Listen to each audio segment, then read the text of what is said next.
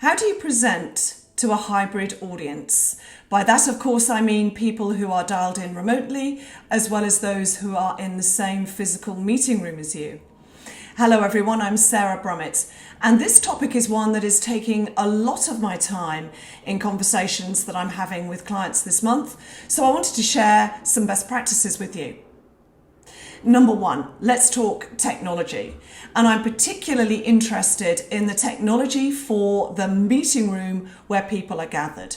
We live in, of course, uncertain and strange times, so I'm mindful of the context of social distancing.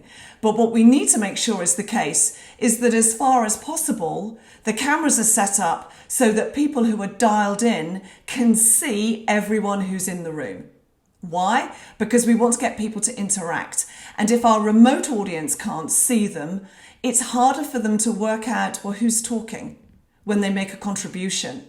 And so subsequently, our remote audience can be distracted. In the room, they know exactly who's talking, but our remote audience doesn't. So camera setup is important so that our in the live room audience can be seen. And secondly, microphones. Again, for the live meeting room, there is nothing more infuriating than for those people who are dialed in thinking, I can't hear them. I don't know what they've just said. They will disengage and be distracted. So getting that technology set up for the live meeting room is really important. Secondly, let's talk ground rules. So I've spent time and shared with you before data that says in the remote environment, the notion of psychological safety is heightened. What does that mean? It means we are more likely to distrust our colleagues, to be suspicious, to think they have poor decision-making skills and are incompetent.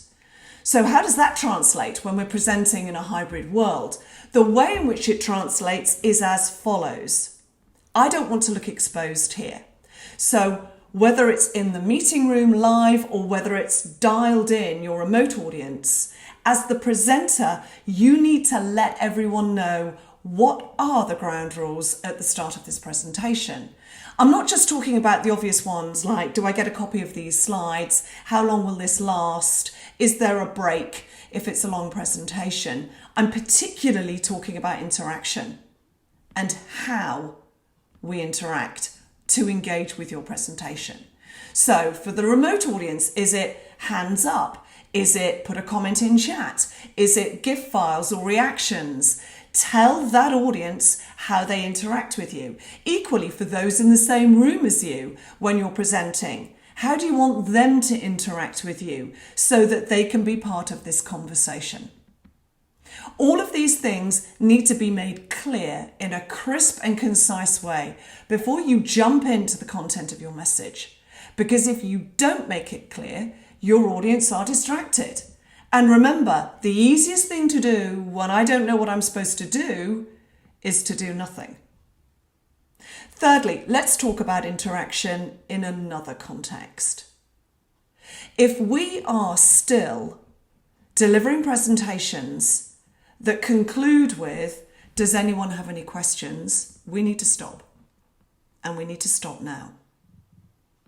Because particularly in a hybrid world, I stopped listening 20 minutes ago or 45 minutes ago, if that was when your presentation started. It is essential that we build in interaction early and often. My ground rule is every 3 slides as a maximum. And I'm looking to get interaction after my first slide. If we don't engage our audience, if we don't encourage that discussion, that reaction, that conversation, send me the deck and I'll decide whether or not I read it. I always say this and I'll say it again. We get in rooms to make decisions, challenge each other, seek commitment, get resources, get sign-off, solve problems, move forward, debate. We don't get in rooms, whether they are live, remote, or hybrid, and everyone just zones out. It's a waste of time. Having encouraged that interaction, we also need to hone our skills that are around being a great chairperson. Do I know how to summarise, move through sticking points, bring people in who've stayed suspiciously quiet, close people out who are dominating the airtime? How do I interrupt those that are going on and on and on? How do I disagree and challenge people, but without damaging the relationship? All of these skills are essential in order for us to stay on time, on track, and on task. And they need to be learnt and practiced so that we can get incredibly effective and persuasive by using them. Finally, you might want to think about, for the hybrid world, a spotter for your chat.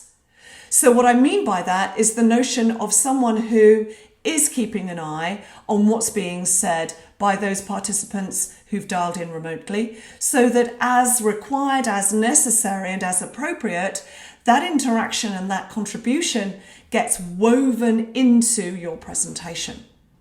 Remember, interaction is to be encouraged.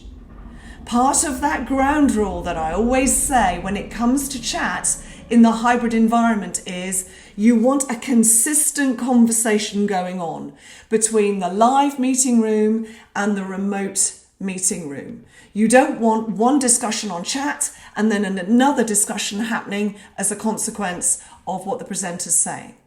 Keeping them aligned as a single discussion is essential. So look, are there more things to say? Undoubtedly. Those are 5 strategies underpinned by a variety of skills that we need to practice, we need to hone, we need to get incredibly good at in order to present well in the hybrid world. Have fun with them.